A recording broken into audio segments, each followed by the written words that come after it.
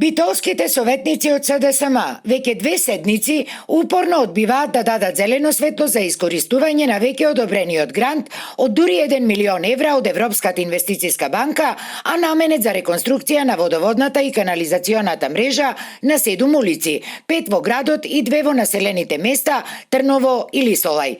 Советниците од ВМРО ДПМН велат дека ова не било првпат нивните колеги од спротивниот табор да ја блокираат реализацијата на значајни инфраструктурни проекти суштествено важни за граѓаните. За жал, нивната цел да се блокира искористувањето на овие финансиски средства во оваа градежна сезона е веќе остварена. Сепак, граѓаните треба да знаат дека ние сме тука да ги застапуваме нивните интереси, а не партиските интереси на одредени групи, смета координаторот од ВМРО ДПМН Бојан Бојковски.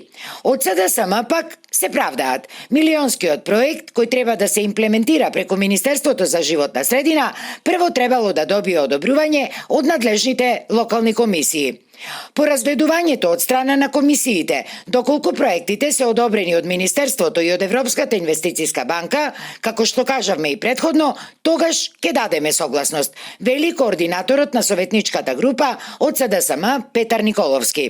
Од зацртаните и ветени проекти не се откажува ниту градоначалникот Тони Коњановски, особено што на престојните локални избори тој ќе се бори и за втор мандат. Тоа е поттик и уште една можност да продолжиме по патот кој го имаме зацртано и да уште со поголема сила заедно со тимот да продолжиме понатаму.